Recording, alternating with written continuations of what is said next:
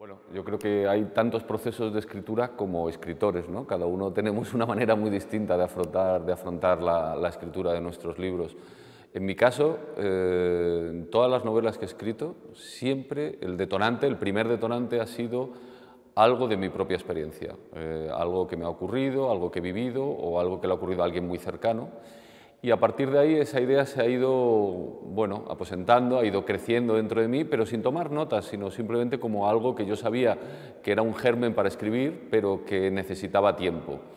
Y una vez que esa idea ya para mí se convierte en algo claro, que creo que merece la pena escribirlo, a mí no me gusta nada escribir con una estructura predefinida. Me gusta empezar a escribir y lanzarme al vacío, que sé que es algo arriesgado, porque en ocasiones eso te lleva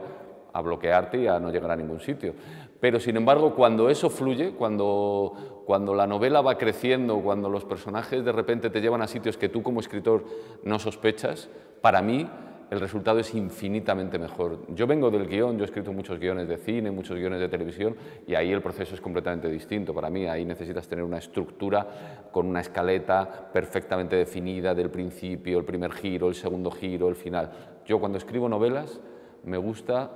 lanzarme al vacío,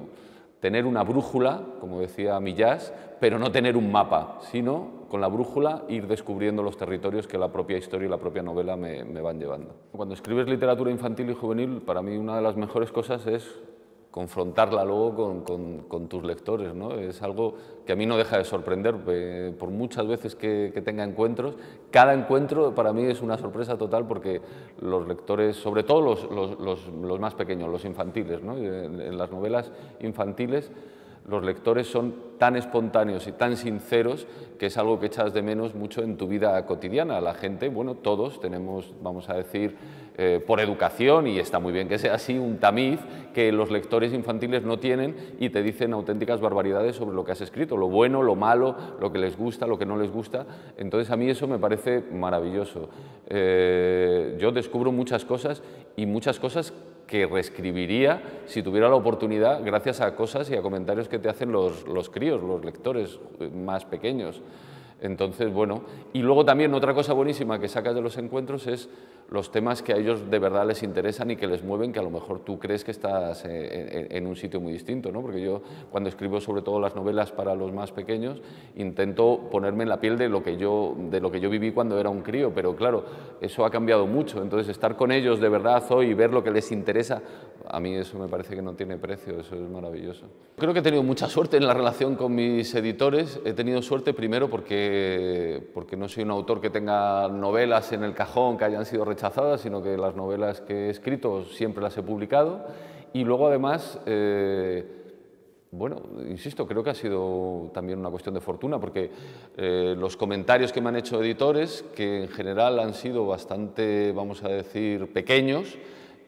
para mí han sido siempre positivos, es decir, nunca me he encontrado en el caso, que yo conozco a algunos compañeros que sí, en el de no estar de acuerdo con tu editor, cómo afrontar cosas esenciales de la novela. Yo también, vuelvo a repetir, vengo mucho del mundo del guión, del cine, de la televisión, donde estamos acostumbrados a que los productores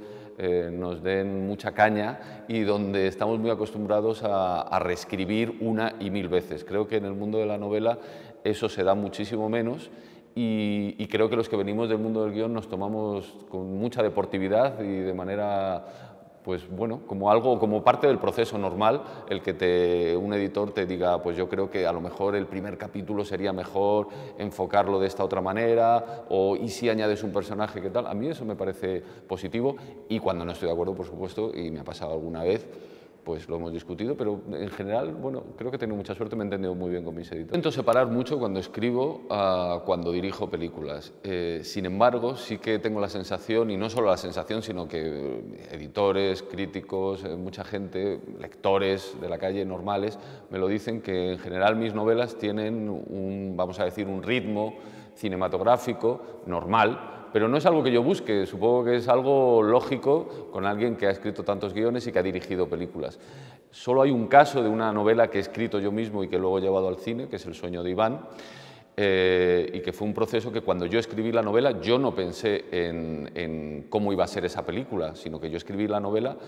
con los materiales narrativos que creo que literariamente necesitaba, y lo hago siempre así. Otra cosa es que de manera inconsciente, cuando escribo, de alguna manera lógica, pues mis novelas tienen muchas imágenes, tienen un ritmo, vamos a decir, más trepidante seguramente, o más cinematográfico, como queramos llamarlo, pero yo cuando escribo intento separar completamente mi faceta de director de cine, porque me parece que en el fondo hay lo mismo, que es contar historias, pero son dos lenguajes diferentes. El misterio de los árbitros dormidos es el primer título de una colección que se llama Los Futbolísimos, que es un grupo de niños y niñas, que es algo que me habían demandado los lectores en los encuentros mucho. ¿Por qué en El sueño de Iván el equipo era solo de niños? Bueno, pues aquí el misterio de los árbitros dormidos y Los Futbolísimos es un equipo de niños y niñas que en cada novela tienen que jugar un partido muy importante por distintas circunstancias y además resolver un caso, es decir, mezcla fútbol, aventura y misterio. Son como un pequeño grupo de equipo de fútbol que además son detectives. Y esto nace de conversaciones con SM, con la editorial. Fue una propuesta suya